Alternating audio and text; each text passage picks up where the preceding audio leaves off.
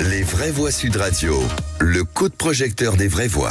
Et des bus lyonnais caillassés à Marseille, un supporter nantais tué par un chauffeur de VTC près de la Beaujoire, un éducateur agressé par le père d'un joueur de l'INAS Montlhéry en Essonne. Le football alimente les rubriques faits divers autant que les pages de sport ces derniers temps, Philippe. Et ça touche tant le football amateur à l'INAS Montlhéry que le football professionnel en Ligue 1 en particulier, que ce soit Nantes et Nice ou que ce soit l'OL et l'OM.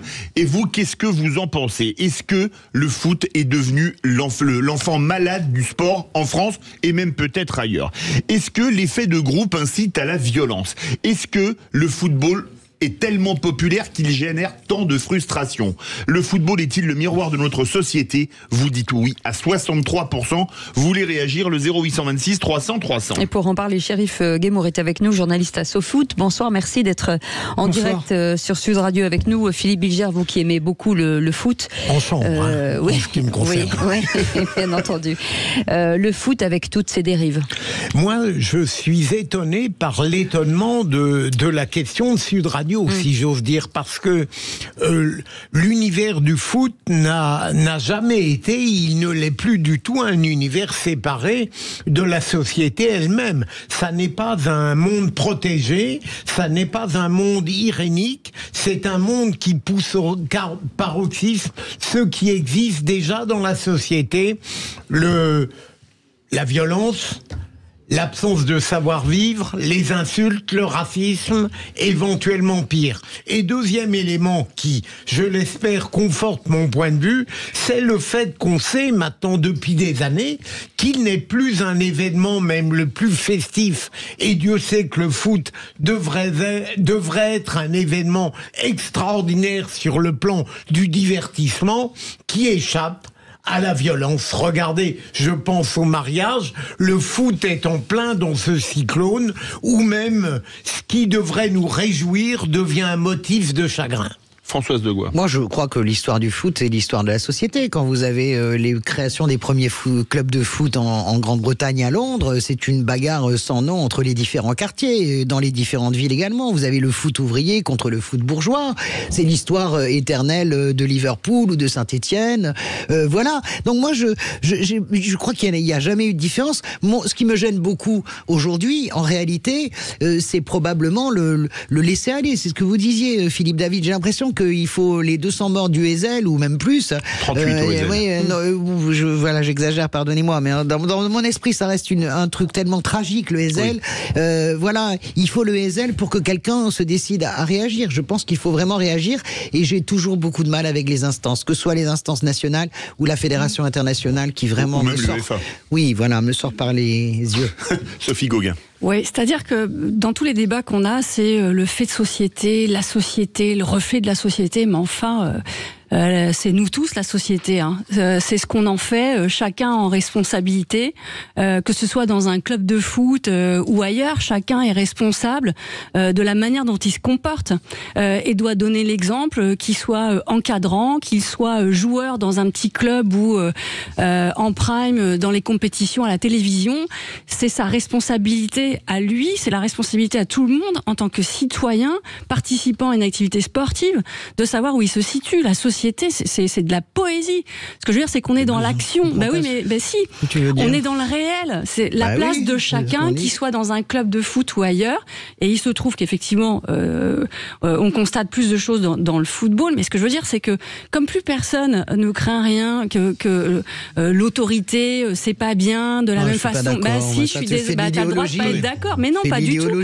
C'est qu'on se permet. Pas ça le sujet. Non, si, je pense que chacun en tant que citoyen, quand il participe à une action collective, que ce soit dans le sport ou autre, il doit donner l'exemple et que c'est ce qui renvoie à chacune et chacun d'entre nous notre responsabilité collective. Voilà, quel que soit, qu'on soit joueur, éducateur, on a cette responsabilité de donner l'exemple dans son comportement. Je suis désolée, la société, c'est nous tous qui sommes responsables.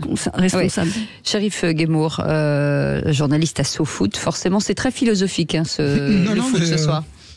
Non, mais d'abord, pour en revenir aux violences dans le football, il suffit d'écouter Giroud, je pense qu'il a raison.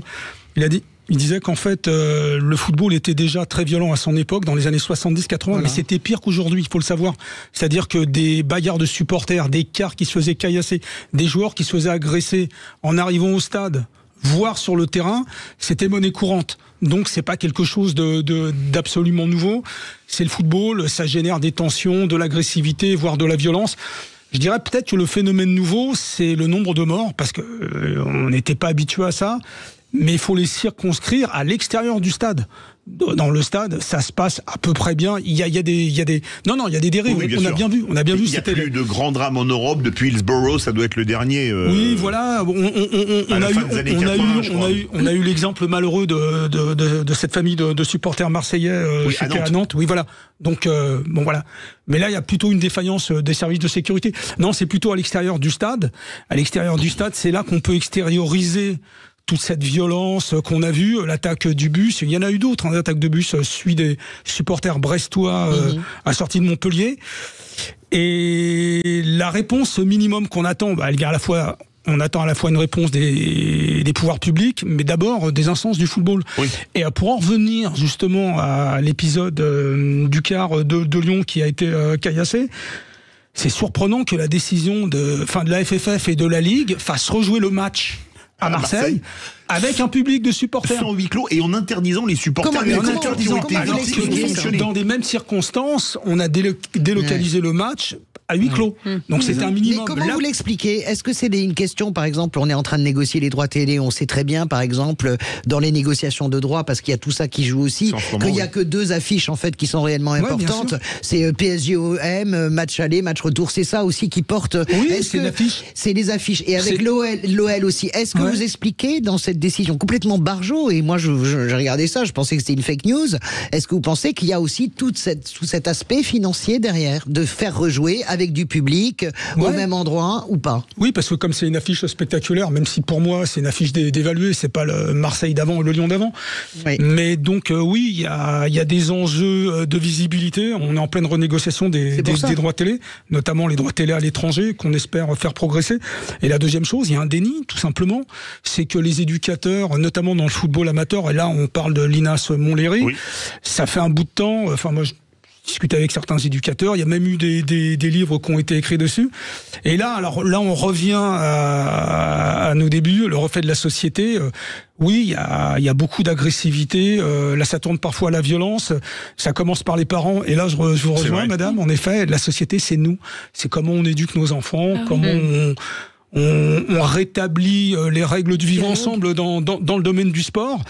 Est-ce qu'on montre aux enfants, parce que quand les pères au bord des terrains disent vas-y pète-lui les jambes, c'est forcément un exemple. Oui, bien sûr. Alors, ce que les footballeurs montrent. Je vous rassure, on a des très bons éduteurs en France. Les amateurs, ils font un super boulot.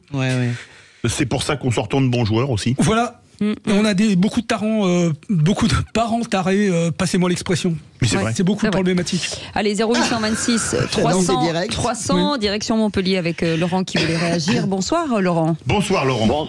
Bonsoir messieurs, dames, bonsoir à tous. Bonsoir.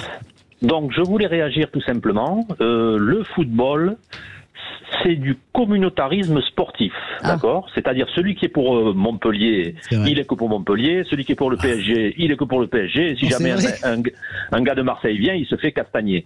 Bon, c'est vraiment du communautarisme au sens premier du terme, au sens du dictionnaire. C'est presque du tribalisme même, à ce que vous dites. Je suis de la tribu marseillaise, parisienne, lyonnaise, strasbourgeoise. Mais ça excuse pas la violence. Oui, Laurent, on vous écoute. Absolument. Alors absolument, c'est du communautarisme sportif violent. Donc ce sont des petites sociétés. Je suis pour Montpellier, je suis pour Lyon, et donc il ne peut pas y avoir comment dirais-je, du multicommunautarisme dans le football, puisque maintenant il est établi que si on est pour un club, on est que pour ce club. Il n'y a qu'au niveau national qu'on devienne nationaliste dans le football. C'est tout, quand on soutient l'équipe de France. Voilà. Vraie remarque de Laurent. Sophie Gauguin a raison, ça n'a rien à voir avec la violence finalement. On peut être communautariste dans le football sans forcément être violent. En Angleterre, ils ont réussi à rétablir l'ordre. Tout le monde n'est pas comme moi. Moi, j'aime les équipes les plus faibles. C'est pour ça que je déteste le PSG. Moi, j'ai une question à Chérif. J'ai une question. Restez avec nous, Laurent. Parce que c'est très intéressant ce qu'il dit sur le tribalisme. nationalisme. Moi, je vois ça dans le rugby. Par exemple, j'adore le RC Toulon et j'ai jamais aimé La Rochelle. Et pourtant, La Rochelle, objectivement, joue grand club. Bon, mais j'adore le RC Toulon. Je vais pas aller me mettre des mandales à la sortie de Mayol. Mais évidemment. Mais non, mais pourquoi justement les supporters de rugby ne se mettent pas de mandales par rapport aux supporters de football? C'est vrai. Alors déjà, je suis pas un spécialiste de rugby. Mais non, mais j'ai bien compris. Non, mais il faut revenir aussi sur l'image d'Épinal du rugby. Vous n'êtes pas sans savoir que le rugby est devenu professionnel. Oui. Donc il commence à y avoir 28 ans. Ouais, il commence à y avoir des tensions et ça va être, je vous le prédis, sans risque de me tromper, je sais. Le football féminin se professionnalise aussi. Alors l'image d'Épinal du football féminin où on se respecte plus, il y a moins de violence, moins d'agressivité. Elles font beaucoup moins de cinéma sur le terrain. Ah oui. Quand elles prennent elles commencent à en faire. Elles commencent à en faire. Notamment si vous regardez la dernière Coupe du Monde qu'il y a eu cet été, il y a plus de contestations arbitrales qu'avant. Mais ça c'est normal parce qu'il y a des enjeux.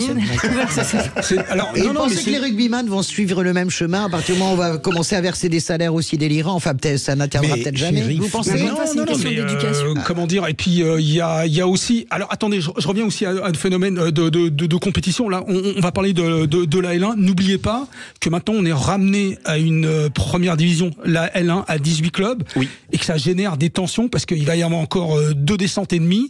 Et voilà. Et dans les divisions inférieures, c'est carrément 4 clubs qui vont descendre. C'est pour ça qu'il y a aussi une agressivité supplémentaire cette année, avec la peur. La peur de descendre. Alors chez les dirigeants, chez les supporters. Et enfin, n'oubliez pas que cet été, il y a une réunion très importante. On a convoqué tous les arbitres professionnels de L1, de L2, de National. On leur a dit, attention, cette année, ça va être une année particulièrement agressive, avec cette peur, cette angoisse de la descente. Vous allez être sur la sellette très souvent. Chez tous les violences contre les arbitres aussi. Les vous ne croyez pas, Chérif, à une explication psychologique? Un psychologue avait dit que comme dans le rugby, on se touche physiquement, les corps sont atteints, alors que dans le foot, théoriquement, on évite ça. C'est pour ça qu'on évite pas de baston, les affrontements après. Parce qu'on se défoule. C'est une question d'éducation. Enfin, quand vous avez arrêté les trucs de psychologie. Mais non, mais c'est pareil. C'est comme quand il y a un crime qui est commis, c'est un sujet psychologique. Non, je suis désolée. Peut-être parce que dans la boxe, par exemple, d'universitaire. Dans la boxe, qui est quand même un sport très violent, où les deux compétiteurs, compétitrices se boxent, le respect se tient. C'est exactement ce qu'on dit. Le combat, ils se toient, ils se provoquent. Oui, mais c'est du jeu, je suis d'accord. En Angleterre, par exemple, les autorités ont pris ce sujet à bras-le-corps, ont réussi à rétablir l'ordre autour des matchs de foot. Pourquoi on n'y arrive pas en France? Non, mais ils sont pour des interdictions à vie en Angleterre. On est tous d'accord là-dessus. Je voulais venir là-dessus sur l'Angleterre. Ce que dit Sophie est très intéressant, mais en Angleterre, comment est-ce qu'on a fait le tri dans les tribunes depuis le Hazel en mettant des places à des prix prohibitifs? Et aujourd'hui, pour aller au stade en Angleterre, on peut plus être un prolo. Est-ce que c'est pas ça le contre-coup aussi? Oui, bien sûr. Alors, il y a 2 mesures. La première, c'est en effet d'avoir augmenté les tarifs. C'est un peu idiot parce que ça... Le public populaire est déserté. Sauf à Liverpool, on garde une politique favorable à des tarifs populaires. Et la deuxième chose, il y a surtout une très très grande sévérité de la justice. Ils sont interdits à vie, les types. Interdits à vie, les interdictions à vie, pointés au commissariat, ce genre de choses. Et quand même, n'oubliez pas quand même que... Ça veut dire que nous, on a la main qui tremble, c'est ça? Oui. Le pied, en tout cas. Non, mais comment dire dans ces situations, il faut associer tout le monde, c'est-à-dire les clubs, les associations de supporters. Quand on parle des ultras, on a toujours la vision des ultras. Non, les ultras, c'est des gens responsables qui se groupent, qui discutent avec les clubs, qui sont des vrais interlocuteurs. Le vrai problème, c'est d'abord les instances qui pour moi sont dans le déni, qui cherchent à nous vendre absolument une image absolument merveilleuse du football où le racisme n'existe pas, la violence n'existe pas, les atteintes à l'arbitre n'existent pas, juste un petit badge. Donc il y a ça et il faut réorganiser tout ça un peu. Je vais vous prendre un exemple assez intéressant, c'est les fameux concerts de rock. Pendant les premiers concerts de rock dans les années 60-70, c'était des festivals ouverts aux 4 vents. La violence est arrivée naturellement, parce que voilà, c'était des concerts qui avaient lieu la nuit, avec beaucoup de bruit, beaucoup d'électricité. Tous les violents ont débarqué et tout. Finalement, avec le temps, on s'est arrangé pour la sécurité, pour les assurances, pour les groupes étaient assurés. On finit plus à 2h du matin, mais on joue plutôt en fin d'après-midi. Pour tout ce qui est festival, grand rassemblement, on a appris à organiser ces choses-là. Et aujourd'hui, ça se passe à peu près bien pour des fois des tarifs assez élevés. Et on doit arriver à la même chose en football. Merci beaucoup, Chérif Guémour, d'avoir été avec nous. Avec lui, hein. Bah oui.